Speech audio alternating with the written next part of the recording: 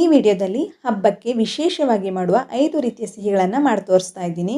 ಬಹಳ ಕಡಿಮೆ ಸಾಮಗ್ರಿಯಲ್ಲಿ ಮಾಡುವಂತಹ ಈ ಸಿಹಿಗಳನ್ನು ಸ್ವೀಟ್ ಮಾಡೋದಕ್ಕೆ ಬರಲ್ಲ, ಕಷ್ಟ ಅನ್ನೋರು ಕೂಡ ಥಟ್ ಅಂತ ಮಾಡ್ಕೊಳ್ಬೋದು. ಸ್ವೀಟ್ ಶಾಪ್ಗಳಲ್ಲಿ ಸಿಗುವಂತಹ ಈ ಸಿಹಿಗಳನ್ನು ತುಂಬ ಸುಲಭ ವಿಧಾನದಲ್ಲಿ ಮನೆಯಲ್ಲೇ ಹೆಚ್ಚು ಶ್ರಮ ಪಡದೆ ಯಾರು ಬೇಕಾದರೂ ಮಾಡ್ಕೊಳ್ಬೋದು. ಬನ್ನಿ ಈ ರೆಸಿಪಿಗಳನ್ನು ಹೇಗೆ ಮಾಡೋದು ಹಾಗೆ ಇದಕ್ಕೆ ಏನೆಲ್ಲ ಸಾಮಗ್ರಿಗಳು ಬೇಕು ಅಂತ ನೋಡೋಣ. ಹೆಲೋ ಫ್ರೆಂಡ್ಸ್, ನಮಸ್ತೆ. ಶ್ರೀ ಮ್ಯಾಜಿಕ್ ಕಿಚನ್ಗೆ ಸುಸ್ವಾಗತ. ಮೊದಲಿಗೆ ನಾನು ಒಂದು ಪಾತ್ರೆ ತೊಗೊಂಡಿದ್ದೀನಿ. ಇದಕ್ಕೆ 2 ಕಪ್ ಆಗೋಷ್ಟು ಹಾಲಿನ ಪುಡಿಯನ್ನು ಹಾಕ್ಕೊಳ್ತಾ ಇದ್ದೀನಿ. ಯಾವುದೇ ಬ್ರ್ಯಾಂಡ್ನ ಹಾಲಿನ ಪುಡಿಯನ್ನು ಕೂಡ ಉಪಯೋಗಿಸ್ಕೊಳ್ಬೋದು. ಹಾಲಿನ ಪುಡಿನ ಹಾಕಿ ಈ ರೀತಿ ಸ್ಪೂನಲ್ಲಿ ಮಿಕ್ಸ್ ಮಾಡ್ಕೊಳ್ಳಿ, ಗಂಟೆಲ್ಲ ಇದ್ದರೆ ಹೋಗುತ್ತೆ. ಹಾಗೆ ಇದಕ್ಕೆ ತುಪ್ಪವನ್ನು ಸೇರಿಸ್ಕೊಳ್ತಾ ಇದ್ದೀನಿ. ನಾನು ಇದು 2 ಕಪ್ ಆಗೋಷ್ಟು ಹಾಲಿನ ಪುಡಿ ತೊಗೊಂಡಿದ್ದೀನಿ. ಇದಕ್ಕೆ ಅರ್ಧ ಕಪ್ ಆಗೋಷ್ಟು ತುಪ್ಪವನ್ನು ಹಾಕ್ಕೊಳ್ತಾ ಇದ್ದೀನಿ. ಸ್ವಲ್ಪ ತುಪ್ಪವನ್ನು ಹಾಕ್ಕೊಳ್ತಾ ಮಿಕ್ಸ್ ಮಾಡ್ಕೊಳ್ಬೇಕಾಗತ್ತೆ. ಈ ರೀತಿ ಚೆನ್ನಾಗಿ ಮಿಕ್ಸ್ ಮಾಡ್ಕೊಳ್ಳಿ. ಕೈಯಲ್ಲಿ ಮಿಕ್ಸ್ ಮಾಡಿಕೊಂಡ್ರೆ ತುಪ್ಪ ಅನ್ನೋದು ಚೆನ್ನಾಗಿ ಸ್ಪ್ರೆಡ್ ಆಗುತ್ತೆ. ನೋಡಿ, ಇದೀಗ ಹಾಲಿನ ಪುಡಿಗೆ ತುಪ್ಪ ಚೆನ್ನಾಗಿ ತಾಗಿದೆ, ಚೆನ್ನಾಗಿ ಸ್ಪ್ರೆಡ್ ಆಗಿದೆ. ನೋಡಿ, ಈ ರೀತಿ ಕೈಯಲ್ಲಿ ಚೆನ್ನಾಗಿ ಸ್ಪ್ರೆಡ್ ಮಾಡ್ಕೊಂಡಿದ್ದೀನಿ. ಈ ರೀತಿ ಮಿಕ್ಸ್ ಮಾಡ್ಕೊಳ್ತಾ ಇದ್ದಾಗೆ ತುಪ್ಪ ಚೆನ್ನಾಗಿ ತಾಗುತ್ತೆ. ಹಾಲಿನ ಪುಡಿಗೆ ಕಮ್ಮಿ ಅನಿಸಿದ್ರೆ ಇನ್ನೂ ಸ್ವಲ್ಪ ತುಪ್ಪವನ್ನು ಸೇರಿಸ್ಕೊಳ್ಬೋದು. ನೋಡಿ, ಇದೀಗ ಕೈಯಲ್ಲಿ ಒಂದು ಸ್ವಲ್ಪ ಹಾಲಿನ ಪುಡಿನ ತೆಗೆದು ಒಂದು ಉಂಡೆ ರೀತಿ ಮಾಡ್ಕೊಳ್ತಾ ಇದ್ದೀನಿ. ನೋಡಿ, ಈ ರೀತಿ ಆದರೆ ಸಾಕಾಗುತ್ತೆ. ಈ ಹಾಲಿನ ಪುಡಿಯನ್ನು ನಾನೀಗ ಸೈಡಲ್ಲಿ ಇಟ್ಟಿರ್ತೀನಿ. ಹಾಗೆ ಒಂದು ಸ್ವೀಟ್ ಟ್ರೇ ತೊಗೊಂಡಿದ್ದೀನಿ. ಇದಕ್ಕೆ ಸ್ವಲ್ಪ ತುಪ್ಪವನ್ನು ಸ್ಪ್ರೆಡ್ ಮಾಡ್ಕೊಳ್ತಾ ಇದ್ದೀನಿ. ತುಪ್ಪ ಚೆನ್ನಾಗಿ ಸ್ಪ್ರೆಡ್ ಮಾಡಿಕೊಂಡು ಇಟ್ಕೊಂಡು ಇರಬೇಕಾಗತ್ತೆ. ಈ ಟ್ರೇಯನ್ನು ಕೂಡ ನಂತರ ಉಪಯೋಗಿಸ್ಕೊಳ್ಳೋಣ. ಇವಾಗ ಇನ್ನೊಂದು ದಪ್ಪ ತಳದ ಪಾತ್ರೆನ ತೊಗೊಳ್ತಾ ಇದ್ದೀನಿ. ಇದಕ್ಕೆ 1 ಕಪ್ ಆಗೋಷ್ಟು ಸಕ್ಕರೆನ ಹಾಕ್ಕೊಂಡಿದ್ದೀನಿ. ಹಾಗೆ ಅರ್ಧ ಕಪ್ ಆಗೋಷ್ಟು ನೀರನ್ನು ಸೇರಿಸ್ಕೊಳ್ತಾ ಇದ್ದೀನಿ.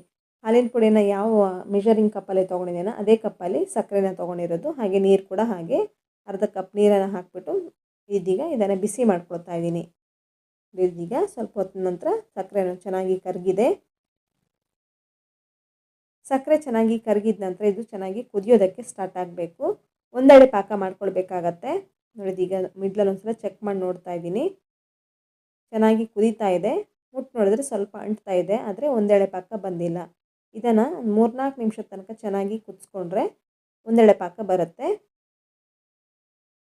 ಮಿಡ್ಲಲ್ಲೇ ಚೆಕ್ ಮಾಡಿ ನೋಡ್ತಾ ಇರಬೇಕು.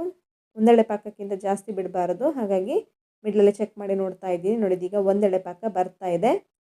ಈ ಹಂತದಲ್ಲಿ ನಾನು ಗ್ಯಾಸ್ ಫ್ಲೇಮನ್ನು ಆಫ್ ಮಾಡ್ಕೊಳ್ತಾ ಇದ್ದೀನಿ.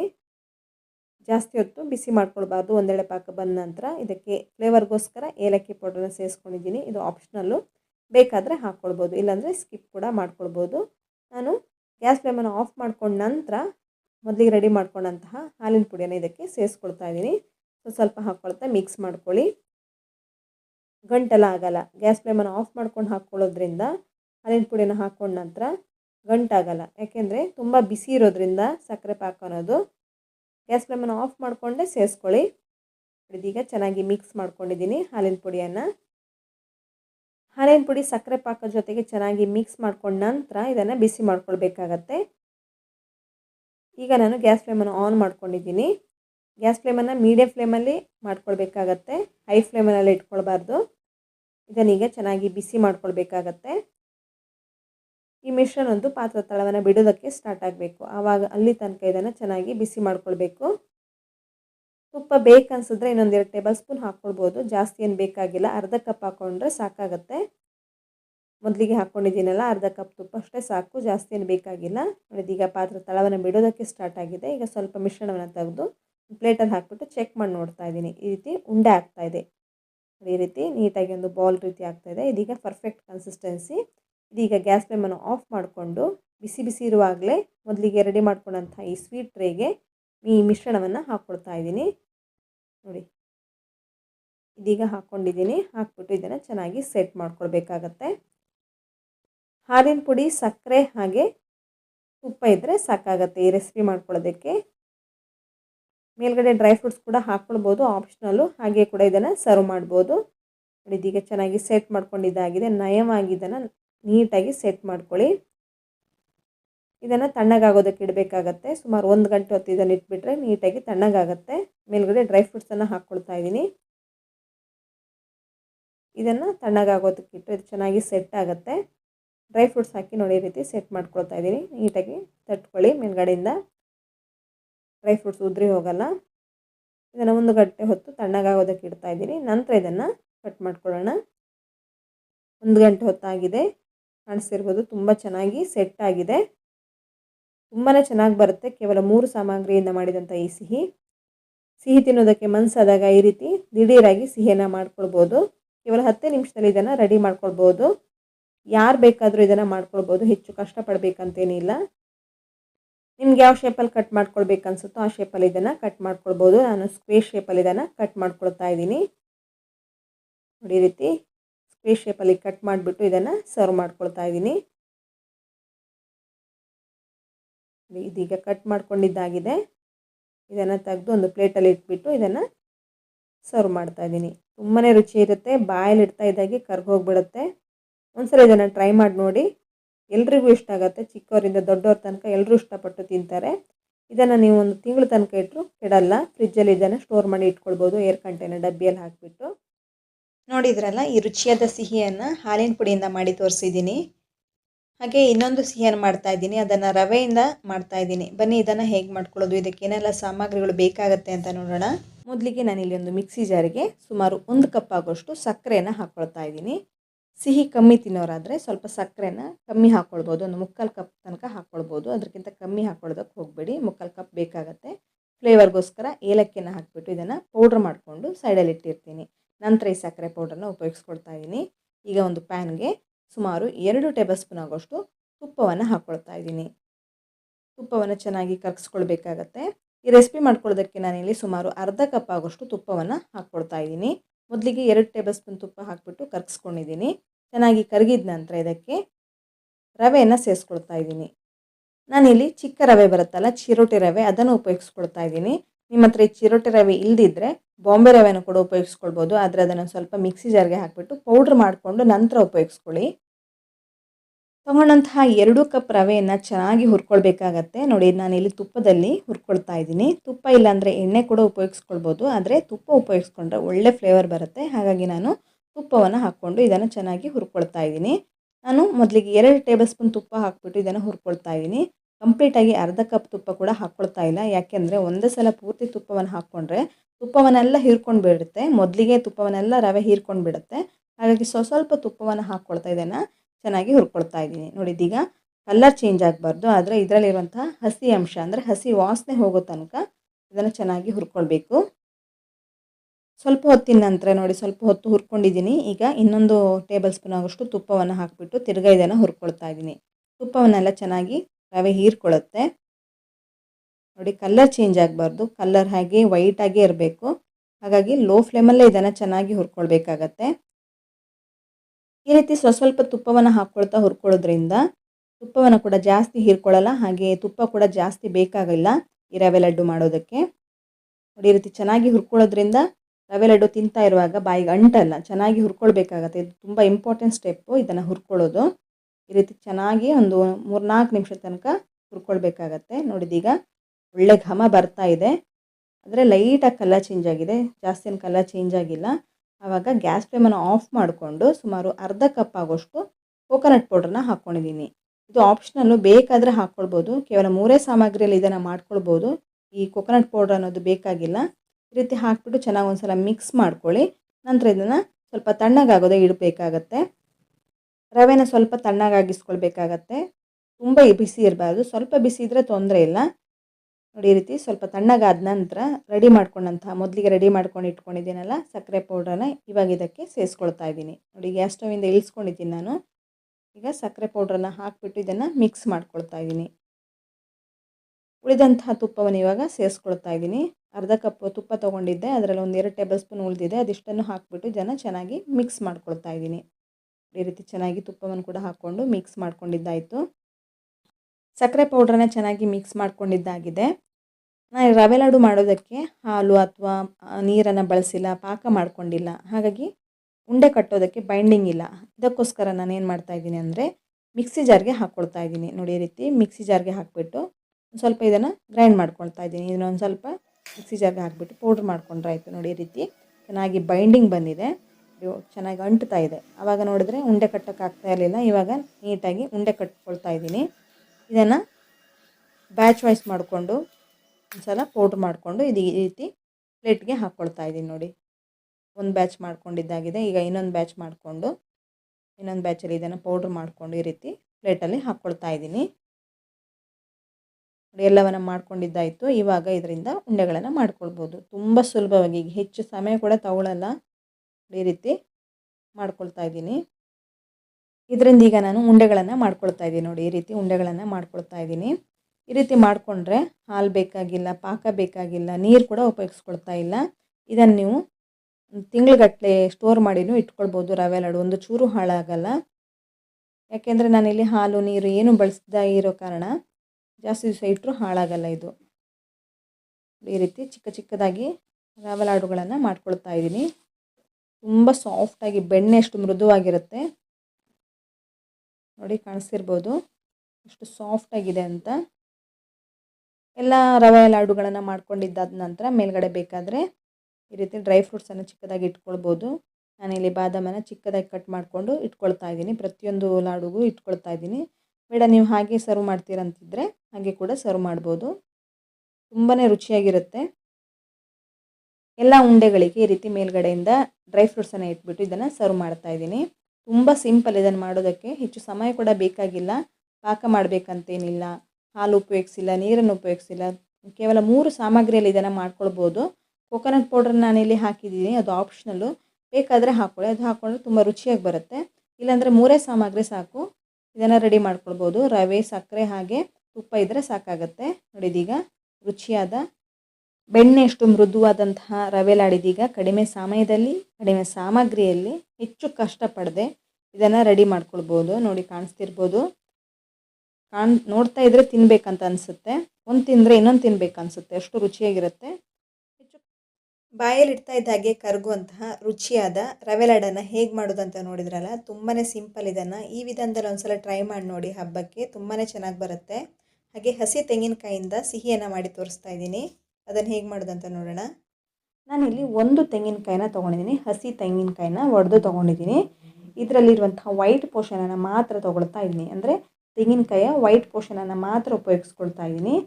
ಬ್ರೌನ್ ಪೋರ್ಷನನ್ನು ತಗೊಳ್ತಾ ಇದ್ದೀನಿ. ಬ್ರೌನ್ ಪೋರ್ಷನ್ ಬೇಕಂತಿದ್ರೆ ಹಾಕ್ಕೊಳ್ಬೋದು. ಸ್ವಲ್ಪ ಸಿಹಿ ಅನ್ನೋದು ಸ್ವೀಟ್ ಮಾಡ್ಕೊಳ್ತೀವಲ್ಲ, ಅದೊಂದು ಸ್ವಲ್ಪ ಬ್ಲ್ಯಾಕ್ ಆಗಿ ಬರುತ್ತೆ. ಹಾಗಾಗಿ ನಾನು ಬ್ರೌನ್ ಪೋರ್ಷನನ್ನು ತೆಗಿತಾ ಇದ್ದೀನಿ.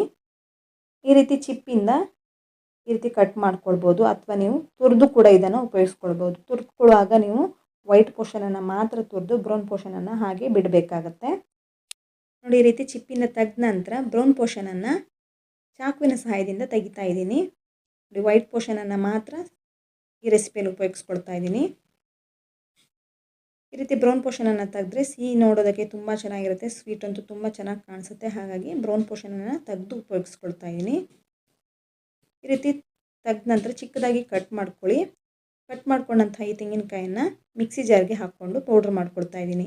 ನೀವು ಬೇಕಾದರೆ ಇದನ್ನು ತುರಿದು ಕೂಡ ಉಪಯೋಗಿಸ್ಕೊಳ್ಬೋದು, ಅಥವಾ ಮಿಕ್ಸಿ ಜಾರ್ಗೆ ಹಾಕ್ಕೊಂಡು ಸ್ವಲ್ಪ ಪೌಡ್ರ್ ಮಾಡ್ಕೊಂಡು ಕೂಡ ಉಪಯೋಗಿಸ್ಕೊಳ್ಬೋದು. ನೋಡಿ ಕಾಣಿಸ್ತಿರ್ಬೋದು, ಈ ರೀತಿ ಪೌಡ್ರನ್ನು ಮಾಡ್ಕೊಂಡಿದ್ದೀನಿ. ನಾನು ಈ ರೀತಿಯ ಒಂದು ಕಪ್ಪಲ್ಲಿ 2 ಕಪ್ ಆಗೋಷ್ಟು ತೆಂಗಿನಕಾಯಿ ಪೌಡ್ರನ್ನ ತೊಗೊಂಡಿದ್ದೀನಿ. ಇದನ್ನೀಗ ಡ್ರೈ ರೋಸ್ಟ್ ಮಾಡ್ಕೊಳ್ಬೇಕಾಗತ್ತೆ. ಒಂದು ಪ್ಯಾನ್ಗೆ ಹಾಕ್ಕೊಳ್ತಾ ಇದ್ದೀನಿ. ಅಗಲವಾದ ದಪ್ಪ ತಳದ ಪ್ಯಾನ್ಗೆ ಇದನ್ನು ಹಾಕಿಬಿಟ್ಟು ಇದನ್ನು ಬಿಸಿ ಮಾಡ್ಕೊಳ್ತಾ ಇದ್ದೀನಿ. ಗ್ಯಾಸ್ ಫ್ಲೇಮನ್ನು ಮೀಡಿಯಮ್ ಫ್ಲೇಮಲ್ಲಿ ಇಟ್ಕೊಂಡು ಇದನ್ನು 1 ನಿಮಿಷ ಅಥವಾ 2 ನಿಮಿಷ ತನಕ ಸ್ವಲ್ಪ ಬಿಸಿ ಮಾಡ್ಕೊಳ್ಬೇಕು. ಇದರಲ್ಲಿರುವಂತಹ ಹಸಿ ವಾಸನೆ ಅಥವಾ ಹಸಿ ಅಂಶ ಎಲ್ಲ ಹೋಗಿ ಸ್ವಲ್ಪ ಡ್ರೈ ಆಗಬೇಕು. ಈ ರೀತಿ ಮಾಡಿಕೊಂಡ್ರೆ ಈ ಸಿಹಿಯನ್ನು ತುಂಬ ದಿವಸದ ತನಕ ಇಟ್ಕೊಳ್ಬೋದು. ನೀವು ಫ್ರಿಜ್ಜಲ್ಲಿ ಅಥವಾ ಹೊರಗಡೆ ಕೂಡ ಇಟ್ಕೊಳ್ಬೋದು. ನೋಡಿ, ಈ ರೀತಿ ತೆಂಗಿನಕಾಯಿನ ಸ್ವಲ್ಪ ಬಿಸಿ ಮಾಡ್ಕೊಳ್ಳಿ. ಈ ರೀತಿ ಡ್ರೈ ಆಗಿದೆ, ಸ್ವಲ್ಪ ಉದುರುದ್ರಾಗಿ ಬಂದಿದೆ ಈಗ ತೆಂಗಿನಕಾಯಿ ಪೌಡ್ರ್ ಅನ್ನೋದು. ನಂತರ ಇದನ್ನು ಉಪಯೋಗಿಸ್ಕೊಳ್ಬೋದು. ಈ ರೀತಿ ಬಿಸಿ ಮಾಡ್ಕೊಂಡದ್ದನ್ನು ಸೈಡಲ್ಲಿ ಇಟ್ಟಿರ್ತೀನಿ.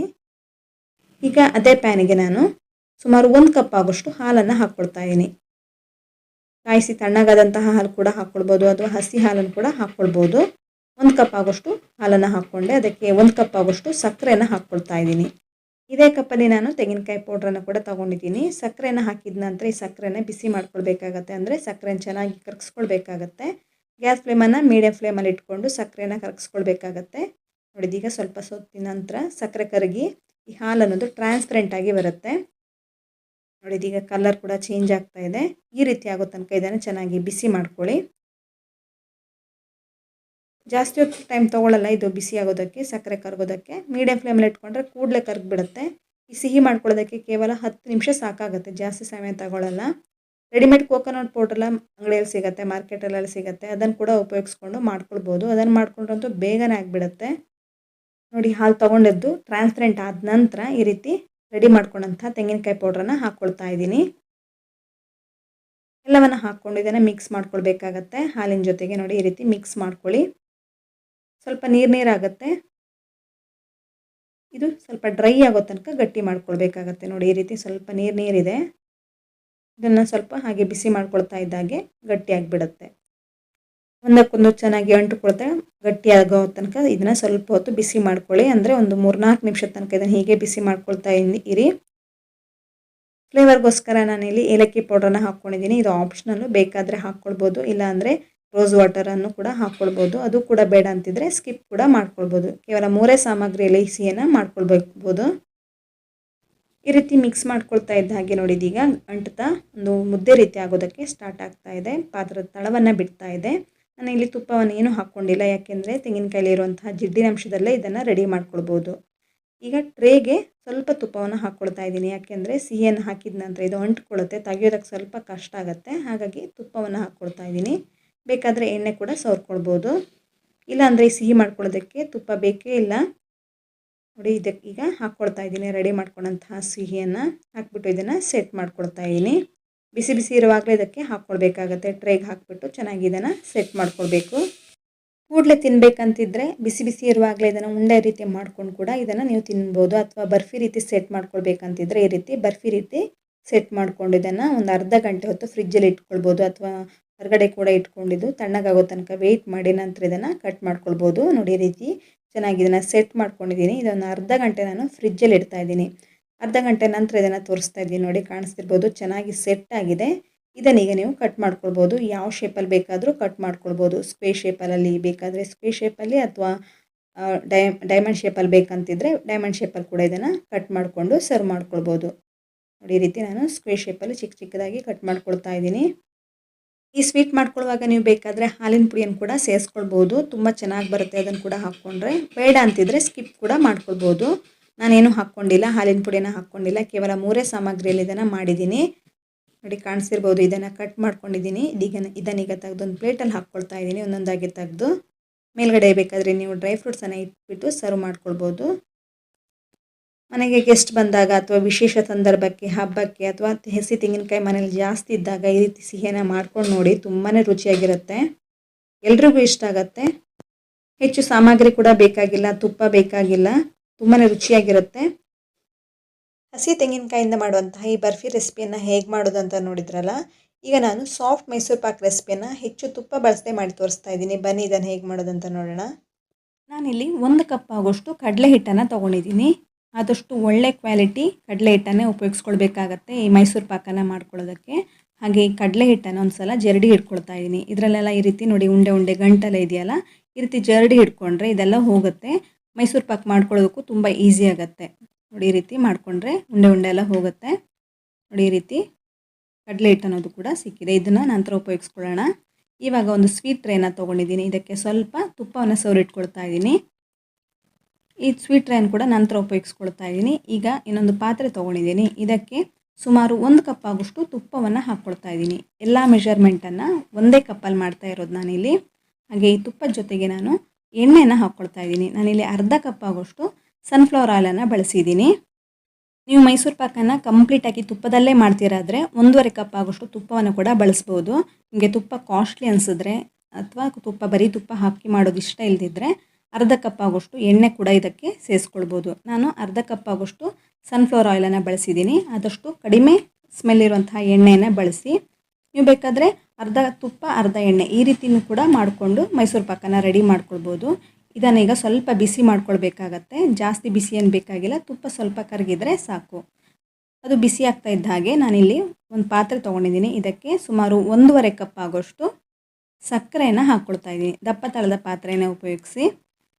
ಇದಕ್ಕೀಗ ಸುಮಾರು 1/4 ಕಪ್ ಆಗೋಷ್ಟು ನೀರನ್ನು ಹಾಕ್ಕೊಳ್ತಾ ಇದ್ದೀನಿ. ಸಕ್ಕರೆ ಕರಗೋದಕ್ಕೆ ನೀರನ್ನು ಸೇರಿಸ್ಕೊಳ್ಬೇಕು, ಜಾಸ್ತಿ ನೀರನ್ನು ಕೂಡ ಹಾಕ್ಕೊಳ್ಳಿಕ್ಕಿಲ್ಲ. ಇದನ್ನು ಈಗ ನಾನು ಬಿಸಿ ಮಾಡ್ಕೊಳ್ಳೋದಕ್ಕೆ ಇಟ್ಕೊಳ್ತಾ ಇದ್ದೀನಿ. ಹಾಗೆ ತುಪ್ಪ ಮತ್ತು ಎಣ್ಣೆನ ಬಿಸಿ ಮಾಡೋಕೆ ಇಟ್ಟಿದ್ದೀನಲ್ಲ, ಅದು ಕೂಡ ಬಿಸಿಯಾಗಿದೆ. ಸ್ವಲ್ಪ ಉಗುರು ಬೆಪ್ಪಿದಷ್ಟೇ, ಜಾಸ್ತಿ ಬಿಸಿ ಏನಿಲ್ಲ. ಇದನ್ನು ಕಡಲೆ ಹಿಟ್ಟಿಗೆ ಹಾಕ್ಕೊಳ್ತಾ ಇದ್ದೀನಿ. ಸುಮಾರು 1/4 ಕಪ್ ಆಗೋಷ್ಟು ಹಾಕ್ಕೊಂಡಿದ್ದೀನಿ. ಹಾಕ್ಬಿಟ್ಟು ಈ ರೀತಿ ಚೆನ್ನಾಗಿ ಮಿಕ್ಸ್ ಮಾಡ್ಕೊಳ್ಳಿ. ತುಂಬ ಹಾಕ್ಕೊಳ್ಳಿಕ್ಕೆ ಹೋಗ್ಬಿಡಿ, ಸ್ವಲ್ಪ ಹಾಕ್ಕೊಳ್ಳಿ. ಬೇಕನ್ಸಿದ್ರೆ ಮಾತ್ರ ಮತ್ತೆ ಹಾಕ್ಕೊಳ್ಬೋದು. ಒಂದ್ಸಲ ಇದನ್ನು ಮಿಕ್ಸ್ ಮಾಡ್ಕೊಳ್ಳಿ. ಈ ರೀತಿ ಮಿಕ್ಸ್ ಮಾಡ್ಕೊಂಡ ನಂತರ ತುಂಬಾ ಗಟ್ಟಿ ಅನಿಸಿದ್ರೆ ಇನ್ನೊಂದು ಸ್ವಲ್ಪ ಹಾಕ್ಕೊಳ್ಬೋದು. ನಾನಿಲ್ಲಿ ಇನ್ನೊಂದು 1/4 ಕಪ್ ಆಗೋಷ್ಟು ಹಾಕ್ಕೊಂಡಿದ್ದೀನಿ. ನೋಡಿ ಈ ರೀತಿ ಹಾಕ್ಕೊಂಡು ಚೆನ್ನಾಗಿ ಮಿಕ್ಸ್ ಮಾಡ್ಕೊಳ್ಳಿ. ಈ ರೀತಿ ಆಗಬೇಕು ನೋಡಿ. ಈ ರೀತಿ ಕ್ರೀಮಿ ಟೆಕ್ಸ್ಚರ್ ಅನ್ನೋದು ರೆಡಿಯಾಗಿದೆ. ಕಾಣಿಸ್ತಿರ್ಬೋದು. ಇದನ್ನು ಚೆನ್ನಾಗಿ ಮಿಕ್ಸ್ ಮಾಡ್ಕೊಳ್ಳಿ. ಇದರಲ್ಲೆಲ್ಲ ಉಂಡೆ ಗಿಂಡೆ ಏನಾದರೂ ಇದ್ದರೂ ಕೂಡ ಹೋಗುತ್ತೆ. ಈ ರೀತಿ ಚೆನ್ನಾಗಿ ಮಿಕ್ಸ್ ಮಾಡಿಕೊಂಡ್ರೆ, ವಿಸ್ಕರ್ ಇದ್ರೆ ಅದ್ರಲ್ಲಿ ಕೂಡ ಚೆನ್ನಾಗಿ ಮಿಕ್ಸ್ ಮಾಡ್ಕೊಳ್ಬೋದು. ಹಾಗೆ ರೆಡಿ ಮಾಡ್ಕೊಂಡಂತಹ ಈ ಸಕ್ಕರೆಯನ್ನು ಬಿಸಿ ಮಾಡ್ಕೊಳ್ತಾ ಇದ್ದೀನಿ. ಸಕ್ಕರೆ ಹಾಗೂ ನೀರನ್ನು ಮಿಕ್ಸ್ ಮಾಡ್ಕೊಂಡು ಇಟ್ಕೊಂಡಿದ್ದೀನಲ್ಲ, ಅದನ್ನು ಕೂಡ ಇವಾಗ ಬಿಸಿ ಮಾಡ್ಕೊಳ್ತಾ ಇದ್ದೀನಿ. ಚೆನ್ನಾಗಿದು ಕರಗಬೇಕು. ಸಕ್ಕರೆ ಅನ್ನೋದು ಚೆನ್ನಾಗಿ ಕರಗಿ ಚೆನ್ನಾಗಿದು ಕುದಿಯೋದಕ್ಕೆ ಸ್ಟಾರ್ಟ್ ಆಗಬೇಕು. ನಾನಿಲ್ಲಿ ಒಂದೆಳೆ ಪಾಕವನ್ನು ಮಾಡ್ಕೊಳ್ತಾ ಇದ್ದೀನಿ. ಅಲ್ಲಿ ತನಕ ಇದನ್ನು ಚೆನ್ನಾಗಿ ಬಿಸಿ ಮಾಡ್ಕೊಳ್ಳಿ. ಗ್ಯಾಸ್ ಫ್ಲೇಮನ್ನು ಮೀಡಿಯಮ್ ಫ್ಲೇಮಲ್ಲೇ ಮಾಡ್ಕೊಳ್ಬೇಕಾಗತ್ತೆ. ಹೈ ಫ್ಲೇಮಲ್ಲಿ ಮಾಡ್ಕೊಳ್ಳೋದಕ್ಕೆ ಹೋಗಬೇಡಿ. ನೋಡಿ, ಈ ರೀತಿ ಚೆನ್ನಾಗಿ ನೊರೆ ಬರೋದಕ್ಕೆ ಸ್ಟಾರ್ಟ್ ಆಗಿದೆ. ಈ ರೀತಿ ನೊರೆ ಬರೋದಕ್ಕೆ ಸ್ಟಾರ್ಟ್ ಆದ ನಂತರ ಇದನ್ನು ಚೆಕ್ ಮಾಡಿ ನೋಡ್ಬೋದು, ಒಂದೆಳೆ ಪಾಕ ಬಂದಿದೆಯಾ ಇಲ್ವಾ ಅಂತ. ನೋಡಿ, ಈ ರೀತಿ ಚೆಕ್ ಮಾಡಿ ನೋಡ್ತಾ ಇದ್ದೀನಿ. ಚೆನ್ನಾಗಿ ನೊರೆ ಬರ್ತಾ ಇದೆ ಅನ್ನುವಾಗ, ಬರದೇ ಇದ್ದರೆ ಸ್ವಲ್ಪ ಹೊತ್ತು ಹಾಗೆ ಬಿಟ್ಟುಬಿಡಿ. ನೋಡಿ, ಇದೀಗ ಚೆನ್ನಾಗಿ ನೊರೆ ಬಂದಿದೆ, ಒಂದೆಳೆ ಪಾಕ ಕೂಡ ಬರ್ತಾ ಇದೆ. ಈ ಹಂತದಲ್ಲಿ ರೆಡಿ ಮಾಡ್ಕೊಂಡಿದ್ದೀನಲ್ಲ ಕಡಲೆ ಹಿಟ್ಟಿನ ಈ ಮಿಶ್ರಣವನ್ನು ಇವಾಗ ಸೇರಿಸ್ಕೊಳ್ತಾ ಇದ್ದೀನಿ. ಮೊದಲಿಗೆ ಕಡಲೆ ಹಿಟ್ಟಿಗೆ ತುಪ್ಪವನ್ನು ಮಿಕ್ಸ್ ಮಾಡಿ ಇಟ್ಕೊಂಡಿರೋದ್ರಿಂದ ತುಂಬಾ ಈಸಿ ಆಗುತ್ತೆ ಮಿಕ್ಸ್ ಮಾಡ್ಕೊಳ್ಳೋದಕ್ಕೆ. ಹೆಚ್ಚು ಸಮಯ ಕೂಡ ತಗೊಳ್ಳಲ್ಲ. ನೋಡಿ, ಈ ರೀತಿ ಹಾಕ್ಬಿಟ್ಟು ಚೆನ್ನಾಗಿ ಇದನ್ನು ಮಿಕ್ಸ್ ಮಾಡ್ಕೊಳ್ಳಿ. ಕೂಡಲೇ ಇದೆಲ್ಲ ಚೆನ್ನಾಗಿ ಮಿಕ್ಸ್ ಆಗಿಬಿಡುತ್ತೆ. ಸಕ್ಕರೆ ಹಾಗೆ ಕಡಲೆ ಹಿಟ್ಟು ಚೆನ್ನಾಗಿ ಒಂದೇ ಸಲ ಮಿಕ್ಸ್ ಆಗಿಬಿಟ್ಟಿದೆ. ಇವಾಗ ಇದಕ್ಕೆ ತುಪ್ಪವನ್ನು ಹಾಕ್ಕೊಳ್ತಾ ಇದ್ದೀನಿ. ನಾನು ಇನ್ನೊಂದು ಕಡೆ ತುಪ್ಪವನ್ನು ಬಿಸಿ ಮಾಡ್ಕೊಳ್ತಾ ಇದ್ದೀನಿ. ತುಂಬ ಬಿಸಿ ಬಿಸಿ ಇರುವಂತಹ ತುಪ್ಪವನ್ನು ಹಾಕ್ಕೊಂಡ್ರೆ ಮೈಸೂರು ಪಾಕ್ ಕೂಡ ತುಂಬ ಚೆನ್ನಾಗಿ ಒಳ್ಳೆ ಟೆಕ್ಸ್ಚರ್ ಕೂಡ ಬರುತ್ತೆ. ನೋಡಿ, ಇದೀಗ ಒಂದು 2 ಸೌಟ್ ಆಗೋಷ್ಟು ತುಪ್ಪವನ್ನು, ಬಿಸಿ ತುಪ್ಪವನ್ನು ಹಾಕ್ಕೊಂಡಿದ್ದೀನಿ. ಹಾಕ್ಬಿಟ್ಟು ಮಿಕ್ಸ್ ಮಾಡ್ಕೊಳ್ತಾ ಇದ್ದೀನಿ. ನೋಡಿ, ಇದೀಗ ಬಿಸಿ ತುಪ್ಪವನ್ನು ಹಾಕಿದ ನಂತರ ಸ್ವಲ್ಪ ಹೊತ್ತಿನ ನಂತರ ಇದು ತುಪ್ಪವನ್ನೆಲ್ಲ ಹೀರ್ಕೊಳ್ಳುತ್ತೆ ಕಡಲೆ ಹಿಟ್ಟು ಅನ್ನೋದು. ನಂತರ ಇನ್ನೊಂದು ಸೌಟ್ ಆಗೋಷ್ಟು ತುಪ್ಪವನ್ನು ಹಾಕ್ಕೊಳ್ಬೇಕಾಗತ್ತೆ. ನೋಡಿ, ಇನ್ನೊಂದು ಸೈಡ್ ನಾನು ತುಪ್ಪವನ್ನು ಕೂಡ ಬಿಸಿ ಮಾಡ್ಕೊಂಡಿರೋದು ತೋರಿಸಿದ್ದೀನಿ. ನೋಡಿ, ಈ ರೀತಿ ಹಾಕ್ಬಿಟ್ಟು ಮಿಕ್ಸ್ ಮಾಡ್ಕೊಳ್ಳಿ. ಇದೇ ರೀತಿ ಮಾಡ್ತಾ ಇರಬೇಕಾಗತ್ತೆ ತುಪ್ಪ ಖಾಲಿ ಆಗೋ ತನಕ. ನೋಡಿ, ಈ ರೀತಿ ಚೆನ್ನಾಗಿ ಮಿಕ್ಸ್ ಮಾಡ್ಕೊಳ್ತಾ ಬನ್ನಿ. ತುಪ್ಪವನ್ನೆಲ್ಲ ಕೂಡಲೇ ಹಿರ್ಕೊಂಡು ಬಿಡುತ್ತೆ ಕಡಲೆ ಹಿಟ್ಟು. ತುಪ್ಪವೆಲ್ಲ ಹೀರ್ಕೊಂಡ ನಂತರ ಇನ್ನೊಂದು ಸ್ಪೂನ್ ಆಗೋಷ್ಟು ಹಾಕ್ಕೊಳ್ಳಿ. ನೋಡಿ, ನಾನು ಎಲ್ಲವನ್ನು ಹಾಕ್ಕೊಂಡಿದ್ದೀನಿ. ಇವಾಗ ಹಾಕ್ಬಿಟ್ಟು ಮಿಕ್ಸ್ ಮಾಡ್ಕೊಳ್ತಾ ಇದ್ದೀನಿ. ಎಲ್ಲ ತುಪ್ಪವನ್ನು ಹಾಕಿಬಿಟ್ಟು ಈ ರೀತಿ ಮಿಕ್ಸ್ ಮಾಡ್ಕೊಳ್ತಾ ಇದ್ದೀನಿ. ನೋಡಿ, ಕಾಣಿಸ್ತಿರ್ಬೋದು. ಸ್ವಲ್ಪ ಹೊತ್ತಿನ ನಂತರ ತುಪ್ಪ ಅನ್ನೋದು ಸೈಡಲ್ಲಿ ರಿಲೀಸ್ ಆಗೋದಕ್ಕೆ ಸ್ಟಾರ್ಟ್ ಆಗುತ್ತೆ. ಅಲ್ಲಿ ತನಕ ಇದನ್ನು ಮಾಡ್ಕೊಳ್ಬೇಕಾಗತ್ತೆ. ಇದೇ ರೀತಿ ಮಿಕ್ಸ್ ಮಾಡ್ಕೊಳ್ತಾ ಇರಬೇಕಾಗತ್ತೆ. ನೋಡಿ, ಇದೇ ರೀತಿ ಸೌಟಲ್ಲಿಂದ ತಿರುಗಿಸ್ತಾ ಇರಬೇಕು, ಇಲ್ಲಾಂದರೆ ತಳ ಹಿಡಿಯುತ್ತೆ. ನೋಡಿ, ಈ ರೀತಿ ಮಾಡ್ತಾ ಬನ್ನಿ. ನೋಡಿ, ಈ ರೀತಿ ರಿಬ್ಬನ್ ಕನ್ಸಿಸ್ಟೆನ್ಸಿ ಬರ್ತಾ ಇದೆ. ಹಾಗೆ ಸೈಡಲ್ಲಿ ಕೂಡ ಸ್ವಲ್ಪ ತುಪ್ಪ ರಿಲೀಸ್ ಆಗೋಕ್ಕೆ ಸ್ಟಾರ್ಟ್ ಆಗಿದೆ. ಹಾಗೆ ಒಳ್ಳೆ ಶೈನಿಂಗ್ ಕೂಡ ಬಂದಿದೆ. ನೋಡಿ, ಕಾಣಿಸ್ತಿದೆಯಲ್ಲ, ಈ ರೀತಿ ರಿಬ್ಬನ್ ಟೆಕ್ಸ್ಚರ್ ಬಂದಿದೆ. ಪಾತ್ರೆ ತಳ ಕೂಡ ಕಾಣಿಸ್ತಾ ಇದೆ. ಹಾಗೆ ಈ ರೀತಿ ರಿಬ್ಬನ್ ಟೆಕ್ಸ್ಚರ್ ಬಂದಿದೆ ಅಂದರೆ ಪರ್ಫೆಕ್ಟ್ ಆಗಿರುವಂಥ ಒಂದು ಮೈಸೂರು ಪಾಕ್ ಮಿಶ್ರಣ ಇದೀಗ ರೆಡಿಯಾಗಿದೆ ಅಂತ. ನಾನಿವಾಗ ಗ್ಯಾಸ್ ಫ್ಲೇಮನ್ನು ಆಫ್ ಮಾಡ್ಕೊಳ್ತಾ ಇದ್ದೀನಿ. ಹಾಗೆ ಜಾಸ್ತಿ ಹೊತ್ತು ಬಿಡಬಾರ್ದು. ಕೂಡಲೇ ಬಿಸಿ ಬಿಸಿ ಇರುವಂಥ ಈ ಮಿಶ್ರಣವನ್ನು ಮೊದಲಿಗೆ ರೆಡಿ ಮಾಡ್ಕೊಂಡಂಥ ಈ ಟ್ರೇಗೆ ಹಾಕ್ಕೊಳ್ತಾ ಇದ್ದೀನಿ. ನೋಡಿ, ಈ ರೀತಿ ಹಾಕ್ಬಿಟ್ಟು ಇದನ್ನು ಸೆಟ್ ಮಾಡ್ಕೊಳ್ಳಿ. ನೋಡಿ, ಈ ರೀತಿ ಜಾಸ್ತಿ ಏನು ಸೆಟ್ ಮಾಡ್ಕೊಳ್ಬೇಕಂತನೂ ಏನಿಲ್ಲ. ಮೇಲ್ಗಡೆ ಸ್ವಲ್ಪ ಈ ರೀತಿ ಲೆವೆಲ್ ಮಾಡ್ಕೊಂಡ್ರೆ ಆಯಿತು. ಬೇಗ ಅದು ಸೆಟ್ ಆಗಿಬಿಡುತ್ತೆ. ತುಂಬ ಬಿಸಿ ಇರೋದ್ರಿಂದ ಇದನ್ನು ಹಾಗೆ ಇಡಬೇಕಾಗತ್ತೆ. ಒಂದು 3-4 ಗಂಟೆ ಹೊತ್ತು ಹಾಗೆ ತಣ್ಣಗಾಗೋದಕ್ಕೆ ಇಡಬೇಕು. ಆವಾಗಲೇ ತುಂಬ ಚೆನ್ನಾಗಿ ಸೆಟ್ ಆಗುತ್ತೆ.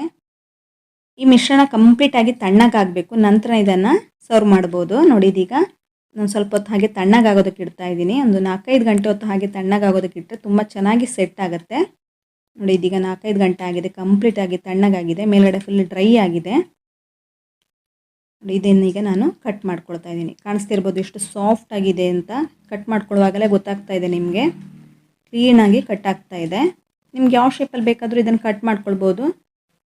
ಚಿಕ್ಕ ಚಿಕ್ಕ ಸ್ಕ್ವೇರ್ ಶೇಪಲ್ಲಿ ಬೇಕಾದರೂ ಕಟ್ ಮಾಡ್ಕೊಳ್ಬೋದು, ಅಥವಾ ಈ ರೀತಿ ಉದ್ದನೆಯಾಗಿಯೂ ಕಟ್ ಮಾಡ್ಕೊಳ್ಬೋದು. ನೋಡಿ, ನಾನು ಈ ರೀತಿ ಕಟ್ ಮಾಡ್ಕೊಳ್ತಾ ಇದ್ದೀನಿ. ಇದನ್ನು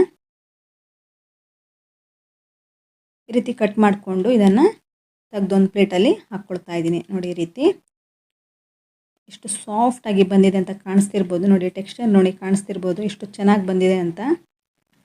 ಬಾಯಲ್ಲಿ ಇಡ್ತಾ ಇದ್ದಾಗೆ ಕರ್ಗೋಗ್ಬಿಡುತ್ತೆ. ಈ ವಿಧಾನದಲ್ಲಿ ಒಂದ್ಸಲ ಮೈಸೂರು ಪಾಕನ ಮಾಡಿ ನೋಡಿ, ತುಂಬಾ ಅದ್ಭುತವಾಗಿರುತ್ತೆ. ಎಲ್ಲರೂ ಇಷ್ಟಪಡ್ತಾರೆ. ಹಬ್ಬಗಳಿಗಂತೂ ಈ ಮೈಸೂರು ಪಾಕನ ಒಂದ್ಸಲ ಟ್ರೈ ಮಾಡಿ ನೋಡಿ. ಎಲ್ಲರೂ ಇಷ್ಟಪಟ್ಟು ತಿಂತಾರೆ. ಮನೆಗೆ ಗೆಸ್ಟ್ ಬಂದಾಗ ಕೂಡ ಇದನ್ನು ಮಾಡ್ಕೊಳ್ಬೋದು. ಮಾಡೋದಕ್ಕೆ ಒಂದು 15-20 ನಿಮಿಷ ಸಾಕಾಗುತ್ತೆ. ಆದರೆ ಸ್ವಲ್ಪ ಸೆಟ್ ಆಗೋದಕ್ಕೆ ಟೈಮ್ ತೊಗೊಳುತ್ತೆ. ಮಾಡ್ಕೊಳ್ಳೋದಕ್ಕೆ ಹೆಚ್ಚು ಸಮಯ ಬೇಕಂತೇನಿಲ್ಲ. ನೋಡಿ, ಇದನ್ನೀಗ ನಾನು ತೆಗಿತಾ ಇದ್ದೀನಿ. ತೆಗೆದು ಇದನ್ನು ಸರ್ವ್ ಮಾಡ್ತಾ ಇದ್ದೀನಿ. ನೀವು ಬೇಕಾದರೆ ಇದೇ ಶೇಪಲ್ಲಿ ಇದನ್ನು ಸರ್ವ್ ಮಾಡ್ಬೋದು, ತುಂಬ ಉದ್ದನೆಯಾಗಿ. ಅಥವಾ ನಿಮಗೆ ಇದು ಬೇಡ ಚಿಕ್ಕದಾಗಿ ಬೇಕಾದರೆ ಆ ರೀತಿಯೂ ಕಟ್ ಮಾಡಿ ಇದನ್ನು ಸರ್ವ್ ಮಾಡ್ಕೊಳ್ಬೋದು. ಇದರ ಟೆಕ್ಸ್ಚರ್ ನೋಡಿ ಹೇಗೆ ಬಂದಿದೆ ಅಂತ ಕಾಣಿಸ್ತಿರ್ಬೋದು. ಎಷ್ಟು ಚೆನ್ನಾಗಿ ಬಂದಿದೆ. ಬೇಕರಿಯಲ್ಲಿ, ಸ್ವೀಟ್ ಅಂಗಡಿಯಲ್ಲಿ ಸಿಗುವಂತಹ ರುಚಿಯಾದ ಮೈಸೂರು ಪಾಕನ ಮನೆಯಲ್ಲಿ ತುಂಬ ಸುಲಭವಾಗಿ ಅದ್ಭುತವಾಗಿ ರೆಡಿ ಮಾಡ್ಕೊಳ್ಬೋದು. ಕೇವಲ 1 ಕಪ್ಪು ಕಡಲೆ ಹಿಟ್ಟಲ್ಲೇ 1 ಕೆಜಿಯಷ್ಟು ಮೈಸೂರು ಪಾಕನ ರೆಡಿ ಮಾಡ್ಕೊಳ್ಬೋದು. ನೋಡಿ ಇದನ್ನು ನಾನು ಸ್ಕ್ವೇರ್ ಶೇಪಲ್ಲಿ ಇದನ್ನು ಕಟ್ ಮಾಡ್ತಾ ಇದ್ದೀನಿ. ತುಂಬಾ ಚೆನ್ನಾಗಿರುತ್ತೆ ತಿನ್ನೋದಕ್ಕಂತೂ. ಸಾಫ್ಟಾಗಿ ಮೃದುವಾಗಿ ಬಾಯಲ್ಲಿ ಇಡ್ತಾ ಇದ್ದಾಗೆ ಕರಗೋಗುವಂತಹ ಮೈಸೂರು ಪಾಕನ್ನು ಮನೆಯಲ್ಲೇ ತುಂಬ ಸರಳವಾಗಿ ಹೇಗೆ ಮಾಡೋದಂತ ತೋರಿಸಿದ್ದೀನಿ.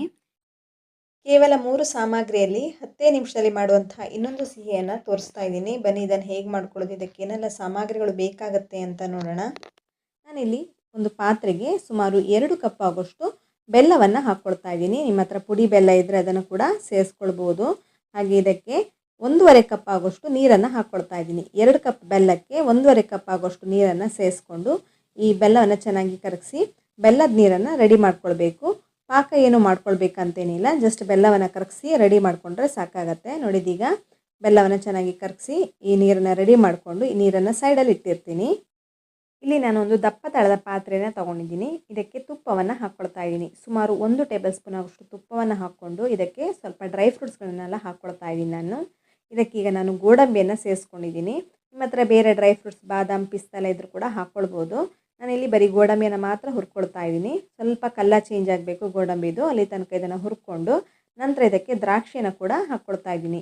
ದ್ರಾಕ್ಷಿ ಸ್ವಲ್ಪ ಉಬ್ಬಿ ಬರಬೇಕು, ಅಲ್ಲಿ ತನಕ ಇದನ್ನು ಚೆನ್ನಾಗಿ ಹುರ್ಕೊಳ್ಳಿ. ನೋಡಿದೀಗ ದ್ರಾಕ್ಷಿ ಕೂಡ ಚೆನ್ನಾಗಿ ಉಬ್ಬಿ ಬಂದಿದೆ. ಈ ಡ್ರೈ ಫ್ರೂಟ್ಸನ್ನು ತೆಗೆದೊಂದು ಪ್ಲೇಟಲ್ಲಿ ಹಾಕ್ಕೊಂಡು ಇದನ್ನು ಕೂಡ ಸೈಡಲ್ಲಿ ಇಟ್ಟಿರ್ತೀನಿ. ಈಗ ಇದೇ ತುಪ್ಪಕ್ಕೆ ಸುಮಾರು 1 ಕಪ್ ಆಗೋಷ್ಟು ಗೋಧಿ ಹಿಟ್ಟನ್ನು ಹಾಕ್ಕೊಳ್ತಾ ಇದ್ದೀನಿ. ನಾನು 2 ಕಪ್ ಬೆಲ್ಲ ತೊಗೊಂಡಿದ್ದೀನಿ, ಹಾಗಾಗಿ 1 ಕಪ್ ಆಗೋಷ್ಟು ಗೋಧಿ ಹಿಟ್ಟನ್ನು ಹಾಕ್ಕೊಂಡಿದ್ದೀನಿ. ಈ ಗೋಧಿ ಹಿಟ್ಟನ್ನು ಕೂಡ ಚೆನ್ನಾಗಿ ಹುರ್ಕೊಳ್ಬೇಕಾಗತ್ತೆ. ಈ ರೆಸಿಪಿ ಮಾಡ್ಕೊಳ್ಳೋದಕ್ಕೆ ಸುಮಾರು ಅರ್ಧ ಕಪ್ ಆಗೋಷ್ಟು ತುಪ್ಪವನ್ನು ಉಪಯೋಗಿಸ್ಕೊಳ್ತಾ ಇದ್ದೀನಿ ನಾನು. ಆದರೆ ಒಂದೇ ಸಲ ಎಲ್ಲವನ್ನು ಹಾಕ್ಕೊಳ್ತಾ ಇಲ್ಲ, ಒಂದೊಂದೇ ಟೇಬಲ್ ಸ್ಪೂನ್ ಈ ರೀತಿ ಹಾಕ್ಕೊಳ್ತಾ ಹುರ್ಕೊಳ್ತಾ ಇದ್ದೀನಿ ನಾನು. ಈ ಗೋಧಿ ಹಿಟ್ಟು ಕಲರ್ ಚೇಂಜ್ ಆಗಬೇಕು, ಹಾಗೆ ಒಳ್ಳೆ ಘಮ ಬರಬೇಕು, ಅಲ್ಲಿ ತನಕ ಇದನ್ನು ಹುರ್ಕೊಳ್ಬೇಕಾಗತ್ತೆ. ನೋಡಿ ಇನ್ನೊಂದು ಟೇಬಲ್ ಸ್ಪೂನ್ ತುಪ್ಪವನ್ನು ಸೇರಿಸ್ಕೊಂಡಿದ್ದೀನಿ ನಾನಿಲ್ಲಿ. ಈ ಗೋಧಿ ಹಿಟ್ಟನ್ನು ಹುರ್ಕೊಳ್ಳುವಾಗ ಗ್ಯಾಸ್ ಫ್ಲೇಮನ್ನು ಲೋ ಫ್ಲೇಮಲ್ಲೇ ಹುರ್ಕೊಳ್ಬೇಕು. ಹೈ ಫ್ಲೇಮಲ್ಲೆಲ್ಲ ಇಟ್ಕೊಂಡು ಗೋಧಿ ಹಿಟ್ಟನ್ನು ಹುರ್ಕೊಳ್ಳೋದಕ್ಕೆ ಹೋಗಬೇಡಿ. ನೋಡಿ ಈಗ ಇನ್ನೊಂದು ಟೇಬಲ್ ಸ್ಪೂನ್ ತುಪ್ಪವನ್ನು ಸೇರಿಸ್ಕೊಂಡಿದ್ದೀನಿ. ಇದೇ ರೀತಿ ಹಾಕ್ಕೊಳ್ಬೇಕು, ಒಂದೇ ಸಲ ಎಲ್ಲ ತುಪ್ಪವನ್ನು ಸೇರಿಸ್ಕೊಳ್ಳೋದಕ್ಕೆ ಹೋಗಬೇಡಿ. ನೋಡಿ ಇದೀಗ ಗೋಧಿ ಹಿಟ್ಟಿನ ಕಲರ್ ಕೂಡ ಚೇಂಜ್ ಆಗಿದೆ. ಸುಮಾರು 4ರಿಂದ 5 ನಿಮಿಷದ ತನಕ ಈ ಗೋಧಿ ಹಿಟ್ಟನ್ನು ಹುರ್ಕೊಳ್ಬೇಕಾಗತ್ತೆ. ಈ ಗೋಧಿ ಹಿಟ್ಟನ್ನು ಹುರ್ಕೊಳ್ಳೋದಕ್ಕೆ ಸ್ವಲ್ಪ ಟೈಮ್ ತೊಗೊಳ್ಳೋದು, ಇಲ್ಲಾಂದರೆ ಬೇರೆ ಎಲ್ಲ ಪ್ರೊಸೀಜರ್ ಕೂಡಲೇ ಆಗಿಬಿಡುತ್ತೆ. ನೋಡಿ ಈ ಕಲರ್ ಬರಬೇಕು. ಈ ರೀತಿ ಡಾರ್ಕ್ ಆದ ನಂತರ ರೆಡಿ ಮಾಡ್ಕೊಂಡಂತಹ ಬೆಲ್ಲದ ನೀರನ್ನು ಸೇರಿಸ್ಕೊಳ್ತಾ ಇದ್ದೀನಿ. ನೀವು ಬೇಕಾದರೆ ಗ್ಯಾಸ್ ಫ್ಲೇಮನ್ನು ಆಫ್ ಮಾಡಿಕೊಂಡು ಬೆಲ್ಲದ ನೀರನ್ನು ಸೇರಿಸ್ಕೊಳ್ಬೋದು. ನೋಡಿ ಈ ರೀತಿ ಹಾಕಿದ ನಂತರ ಕೂಡಲೇ ಮಿಕ್ಸ್ ಮಾಡ್ಕೊಳ್ಳಿ. ಬಿಸಿ ಇರೋದ್ರಿಂದ ಕೂಡಲೇ ಗಂಟಾಗಿಬಿಡುತ್ತೆ, ಹಾಗಾಗಿ ಇದನ್ನು ತಿರುಗಿಸ್ತಾ ಬರಬೇಕು. ನೋಡಿ ಈ ರೀತಿ ತಿರುಗಿಸೋದ್ರಿಂದ ಗಂಟೆಲ್ಲ ಇದ್ದರೂ ಕೂಡಲೇ ಹೋಗುತ್ತೆ. ನಿಮ್ಮ ಹತ್ರ ವಿಸ್ಕರ್ ಇದ್ದರೆ ಅದನ್ನು ಉಪಯೋಗಿಸ್ಕೊಂಡು ಕೂಡ ಈ ರೀತಿ ಮಿಕ್ಸ್ ಮಾಡ್ಕೊಳ್ಬೋದು. ಅದರಿಂದ ಗಂಟೆಲ್ಲ ಹೋಗುತ್ತೆ. ಉಂಡೆ ಎಲ್ಲ ಇದೆ ನೋಡಿ, ಇದೆಲ್ಲ ಹೋಗುತ್ತೆ. ಈ ರೀತಿ ಚೆನ್ನಾಗಿ ಮಿಕ್ಸ್ ಮಾಡ್ಕೊಳ್ಳಿ. ಹಾಕಿದ ಕೂಡಲೇ ಬೇಗ ಗಟ್ಟಿಯಾಗಿಬಿಡುತ್ತೆ. ನೋಡಿ ಈ ರೀತಿ ಚೆನ್ನಾಗಿ ಮಿಕ್ಸ್ ಮಾಡ್ತಾ ಬನ್ನಿ. ನೋಡಿ ಪಾತ್ರೆ ತಳವನ್ನು ಬಿಡ್ತಾ ಇದೆ. ಸ್ವಲ್ಪ ಡ್ರೈ ಅನಿಸಿದ್ರೆ ಸ್ವಲ್ಪ ತುಪ್ಪವನ್ನು ಕೂಡ ಹಾಕ್ಕೊಳ್ಬೋದು. ತುಪ್ಪ ಹಾಕ್ಕೊಳ್ಳೋದಕ್ಕೆ ಇಷ್ಟ ಇಲ್ಲದಿದ್ದರೆ ಸ್ವಲ್ಪ ತೆಂಗಿನ ಎಣ್ಣೆಯನ್ನು ಕೂಡ ಸೇರಿಸ್ಕೊಳ್ಬೋದು. ತುಪ್ಪ ಹಾಕ್ಕೊಂಡ್ರೆ ಒಳ್ಳೆ ಫ್ಲೇವರ್ಫುಲ್ ಆಗಿರುತ್ತೆ. ನೋಡಿ ಈ ರೀತಿ ಸ್ವಲ್ಪ ಡ್ರೈ ಆಗಿದೆ. ಇವಾಗ ಇದಕ್ಕೆ ನಾನು ಸ್ವಲ್ಪ ತುಪ್ಪವನ್ನು ಸೇರಿಸ್ಕೊಳ್ತಾ ಇದ್ದೀನಿ. ಈ ರೀತಿ ತುಪ್ಪವನ್ನು ಹಾಕ್ಕೊಂಡ್ರೆ ಕ್ಲೀನಾಗಿ ಪಾತ್ರೆ ತಳವನ್ನು ಬಿಡುತ್ತೆ. ಹಾಗೆ ಫ್ಲೇವರ್ಗೆ ಏಲಕ್ಕಿ ಪೌಡರು, ಇದು ಆಪ್ಷನಲ್ಲು, ಬೇಕಾದರೆ ಸೇರಿಸ್ಕೊಳ್ಳಿ, ಇಲ್ಲಾಂದರೆ ಸ್ಕಿಪ್ ಕೂಡ ಮಾಡ್ಕೊಳ್ಬೋದು. ಹಾಗೆ ಹುರಿದಿಟ್ಟಂತಹ ಡ್ರೈ ಫ್ರೂಟ್ಸ್ ಇದಿಷ್ಟನ್ನು ಹಾಕಿಬಿಟ್ಟು ಚೆನ್ನಾಗಿ ಮಿಕ್ಸ್ ಮಾಡ್ಕೊಳ್ಳಿ. ಈ ರೀತಿ ಚೆನ್ನಾಗಿ ಮಿಕ್ಸ್ ಮಾಡ್ಕೊಂಡ್ರೆ ಆಯಿತು. ಗೋಧಿ ಹಿಟ್ಟು ಚೆನ್ನಾಗಿ ಹುರ್ಕೊಂಡಿರೋದ್ರಿಂದ ಚೆನ್ನಾಗಿ ಬೆಂದಿದೆ. ಬೆಲ್ಲದ ನೀರನ್ನು ಹಾಕಿದ ಕೂಡಲೇ ಚೆನ್ನಾಗಿ ಬೆಲ್ಲದ ನೀರನ್ನೆಲ್ಲ ಹೀರ್ಕೊಂಡು ಚೆನ್ನಾಗಿ ಬೆಂದಿದೆ. ಈಗ ಇನ್ನೊಂದು ಟೇಬಲ್ ಸ್ಪೂನ್ ತುಪ್ಪವನ್ನು ಸೇರಿಸ್ಕೊಂಡಿದ್ದೀನಿ. ನೋಡಿ ಈ ರೀತಿ ಚೆನ್ನಾಗಿ ಮಿಕ್ಸ್ ಮಾಡ್ಕೊಳ್ಳಿ. ಪಾತ್ರೆ ತಳವನ್ನು ಕಂಪ್ಲೀಟಾಗಿ ಬಿಟ್ಟಿದೆ. ಇದನ್ನೀಗ ಒಂದು ಪಾತ್ರೆಗೆ ಟ್ರಾನ್ಸ್ಫರ್ ಮಾಡ್ಕೊಳ್ಬೋದು. ನೀವು ಇದನ್ನು ಬರ್ಫಿ ಶೇಪಲ್ಲಿ ಕೂಡ ಸೆಟ್ ಮಾಡ್ಕೊಳ್ಬೋದು. ನಾನಿಲ್ಲಿ ಒಂದು ಕೇಕ್ ಟಿನ್ನನ್ನು ತೊಗೊಂಡಿದ್ದೀನಿ. ಇದಕ್ಕೆ ಸ್ವಲ್ಪ ತುಪ್ಪ ಸೋರ್ಕೊಂಡಿದ್ದೀನಿ. ಹಾಗೆ ಡ್ರೈ ಫ್ರೂಟ್ಸ್ಗಳನ್ನೆಲ್ಲ ಚಿಕ್ಕದಾಗಿ ಕಟ್ ಮಾಡಿಬಿಟ್ಟು ಹಾಕ್ಕೊಳ್ತಾ ಇದ್ದೀನಿ. ನಾನಿಲ್ಲಿ ಗೋಡಂಬಿ ಹಾಗೆ ಪಿಸ್ತಾವನ್ನು ಚಿಕ್ಕದಾಗಿ ಕಟ್ ಮಾಡಿಕೊಂಡು ಸೇರಿಸ್ಕೊಂಡಿದ್ದೀನಿ. ಈಗ ಇದಕ್ಕೆ ರೆಡಿ ಮಾಡ್ಕೊಂಡಂತಹ ಮಿಶ್ರಣವನ್ನು ಹಾಕ್ಕೊಳ್ತಾ ಇದ್ದೀನಿ. ನೀವು ಬರ್ಫಿ ಶೇಪಲ್ಲಿ ಸೆಟ್ ಮಾಡ್ಕೊಳ್ಳೋದಾದರೆ ಪ್ಲೇಟ್ ಅಥವಾ ಸ್ವೀಟ್ ಟ್ರೇಗೆ ಇದನ್ನು ಹಾಕಿಬಿಟ್ಟು ಸೆಟ್ ಮಾಡ್ಕೊಳ್ಬೋದು. ಅಥವಾ ಈ ರೀತಿ ಕೇಕ್ ಟಿನ್ ಕೂಡ ಹಾಕ್ಕೊಂಡು ಈ ರೀತಿ ಸೆಟ್ ಮಾಡ್ಕೊಳ್ಬೋದು. ನೋಡೋದಕ್ಕೆ ಕೇಕ್ ಥರನೇ ಕಾಣಿಸುತ್ತೆ, ತಿನ್ನೋದಕ್ಕೂ ಹಾಗೆ ತುಂಬಾ ಚೆನ್ನಾಗಿರುತ್ತೆ. ಹೊರಗಡೆಯಿಂದ ತಂದು ತಿನ್ನೋದಕ್ಕಿಂತ ಮನೆಯಲ್ಲೇ ಸಿಂಪಲ್ಲಾಗಿ ಕ್ವಿಕ್ಕಾಗಿ ಮಾಡಿಕೊಟ್ರೆ ಮಕ್ಕಳು ತುಂಬಾ ಇಷ್ಟಪಟ್ಟು ತಿಂತಾರೆ. ನೋಡಿ ಯಾವ ರೀತಿ ಬಂದಿದೆ ಅಂತ ಕಾಣಿಸ್ತಿರ್ಬೋದು. ನೋಡಿ ಈ ರೀತಿ ಬಂದಿದೆ. ಇದನ್ನು ಸ್ವಲ್ಪ ತಣ್ಣಗಾಗೋದಕ್ಕೆ ಇಟ್ಟಿದ್ದೀನಿ. ಕಂಪ್ಲೀಟಾಗಿ ತಣ್ಣಗಾದ ನಂತರ ಇದನ್ನು ಓಪನ್ ಮಾಡ್ಬೋದು. ನೋಡಿ ಈ ರೀತಿ ಚಾಕುವಿನ ಸಹಾಯದಿಂದ ಈ ರೀತಿ ಓಪನ್ ಮಾಡ್ಕೊಳ್ಬೇಕು. ಓಪನ್ ಮಾಡೋದಕ್ಕೆ ಕಷ್ಟ ಆದರೆ ಸ್ವಲ್ಪ ಬಿಸಿ ಮಾಡಿಕೊಂಡು ಉಲ್ಟ ಹಾಕ್ಕೊಂಡ್ರೂ ಆಗುತ್ತೆ. ನೋಡಿ ಇದೀಗ ನಾನು ಉಲ್ಟ ಹಾಕ್ಕೊಂಡು ಕ್ಲೀನಾಗಿ ತಟ್ಕೊಳ್ತಾ ಇದ್ದೀನಿ. ಈ ರೀತಿ ತಟ್ಟಿದ್ರೂ ಚೆನ್ನಾಗಿ ಇಳ್ಕೊಂಡು ಬಂದಿಲ್ಲ ಅಂದರೆ ಸ್ವಲ್ಪ ಬಿಸಿ ಮಾಡಿಕೊಂಡು ಇದನ್ನು ತಟ್ಟಿ ಓಪನ್ ಮಾಡಿದರೆ ಆಯಿತು. ನೋಡಿ ಯಾವ ರೀತಿ ಬಂದಿದೆ ಅಂತ ಕಾಣಿಸ್ತಿರ್ಬೋದು. ತುಂಬಾ ಚೆನ್ನಾಗಿರುತ್ತೆ ನೋಡೋದಕ್ಕೆ ಎಷ್ಟು ಚೆನ್ನಾಗಿದೆಯೋ ತಿನ್ನೋದಕ್ಕೂ ಹಾಗೆ ತುಂಬಾ ಚೆನ್ನಾಗಿರುತ್ತೆ. ತುಪ್ಪವನ್ನು ಬಳಸಿ ಮಾಡಿರೋದ್ರಿಂದ ಇದನ್ನು ನೀವು ಒಂದು ವಾರ ತನಕ ಫ್ರಿಜ್ಜಲ್ಲಿ ಇಟ್ಟರು ಹಾಳಾಗಲ್ಲ. ತುಂಬಾ ಚೆನ್ನಾಗಿರುತ್ತೆ. ನೋಡಿ ಎಷ್ಟು ಚೆನ್ನಾಗಿ ಕಾಣಿಸ್ತಾ ಇದೆ ಅಂತ ನೋಡ್ತಿರ್ಬೋದು ನೀವು. ನಿಮ್ಗೆ ಯಾವ ಶೇಪಲ್ಲಿ ಬೇಕೋ ಆ ಶೇಪಲ್ಲಿ ಇದನ್ನು ಕಟ್ ಮಾಡಿಬಿಟ್ಟು ಸರ್ವ್ ಮಾಡಿದ್ರೆ ಆಯಿತು. ನೋಡಿ ಎಷ್ಟೊಂದು ಸಾಫ್ಟಾಗಿ ಬಂದಿದೆ. ಬಾಯಲ್ಲಿ ಇಡ್ತಾ ಇದ್ದ ಹಾಗೆ ಕರ್ಗೋಗ್ಬಿಡುತ್ತೆ. ಕ್ವಿಕ್ಕಾಗಿ ಮನೆಗೆ ಯಾರಾದರೂ ಗೆಸ್ಟ್ ಬರ್ತಾರಂತಿದ್ರೆ ಇದನ್ನು ಮಾಡಿಕೊಡ್ಬೋದು. ತುಂಬಾ ಚೆನ್ನಾಗಿರುತ್ತೆ ತಿನ್ನೋದಕ್ಕೂ ಕೂಡ. ಹೆಚ್ಚು ಸಮಯ ಕೂಡ ತಗೊಳ್ಳಲ್ಲ ಮಾಡ್ಕೊಳ್ಳೋದಕ್ಕೆ. ಒಂದ್ಸಲ ಇದನ್ನು ಟ್ರೈ ಮಾಡಿ ನೋಡಿ.